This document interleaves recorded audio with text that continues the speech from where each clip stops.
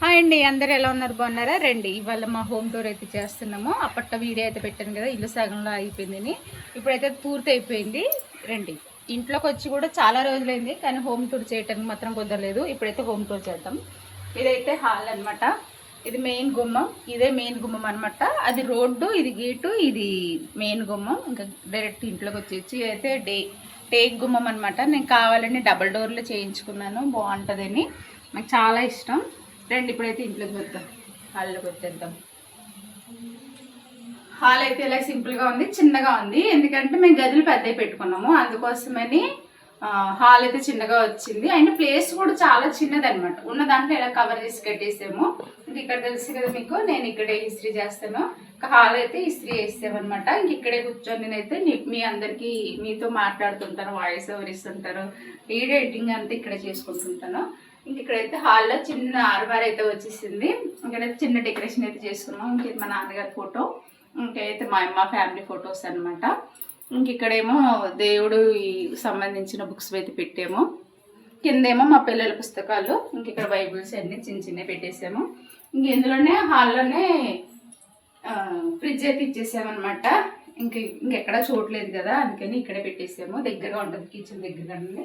ఇంక లోపలికి వస్తే ఇది కిచెన్ వస్తున్నారు కదా డైలీ నా వీడియోస్లో. ఇంక ఇదే నా కిచెన్ అనమాట. ఇలా చిన్నగా ఉంది, చదువుకున్నాను. ఎలా ఉంది ఏంటని కామెంట్ అయితే చేయండి. ఇంకా నేను చిమ్మి గట్ట ఏం పెట్టించలేదు, ఎందుకంటే హైట్ తక్కువ ఉంది కదా, ఇంకెందుకు వేస్ట్ మళ్ళీ అంత ఇక్కడ వరకు వస్తుందని నేను పెట్టించలేదు. ఓన్లీ అడ్జస్ట్ వ్యాన్ పెట్టించేసాను. ఇంకెంతే ఎలా చదువుకున్నాను, ఎలా ఉంది ఏంటనేది కామెంట్ అయితే చేయండి. ఇంక పైన అయితే చిట్టట్టుగా వచ్చింది అనమాట, అందుకే వంటీలు చిన్నగా వచ్చింది అనమాట. అంటే మనకు వేస్ట్ సామాన్లు ఉంటే అందులో పడేసుకోవడానికి బాగుంటుందని, కనపడకూడదని డోర్ కూడా పెట్టించేసాము. ఇప్పుడు అయితే పెద్ద బెడ్రూమ్లోకి వెళ్దాం రండి. ఇదైతే డబల్ బెడ్రూమ్, ఇది పెద్ద బెడ్రూమ్ అనమాట.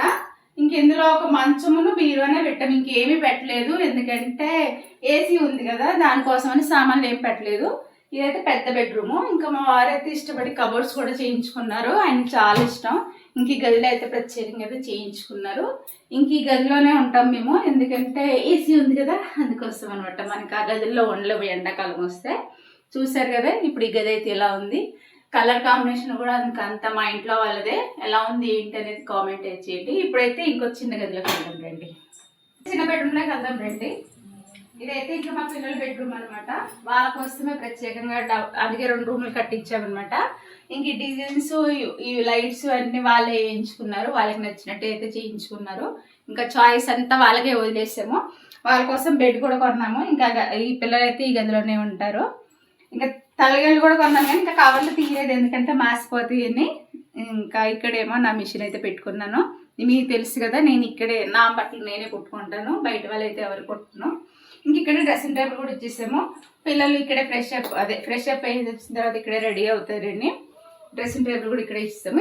ఈ గదిలో అయితే ఇంకా కబోర్డ్స్ అయితే ఏమీ చేయించలేదు, ఫ్యూచర్లో చేయించుకుందాంలే అని ఇంకా చేయించలేదు అనమాట. ఫ్యూచర్లో ఎప్పుడు చేస్తాను. ఇంకా అందుకే ఇలాగా కర్టెన్స్ అయితే వేసాను. అసలు ఈ మూల అయితే బీరువా పెడదాం అనుకున్నాను నేను, ఇంకా కొంచెం చోటు సరిపోవట్లేదు, అందుకోసం ఇంకా గదిలోనే పెట్టేసాను అనమాట. ఇంకా ఇక్కడైతే రైస్లు పెట్టేసాను. ఇప్పుడైతే వాష్ ఏరియాకి వెళ్దాం రండి.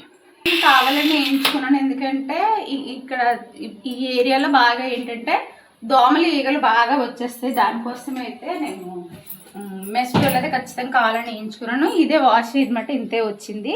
మనకి ఫ్రెష్ వాటర్ కావాలంటే ఇక్కడ వస్తుంది అనమాట, భూమిలో నుంచి. ఇదేమో ట్యాంకులో వాటరు. ఇది మన పంచాయతీ కొలాయి వస్తుంది కదా, అది అనమాట. ఒకవేళ ఫ్యూచర్లో వస్తే కనుక వేయించుకోవచ్చు. నాకు కొలాయిలు పెట్టించేసాను. ఇంకా బట్టలు అయితే మేము పైన.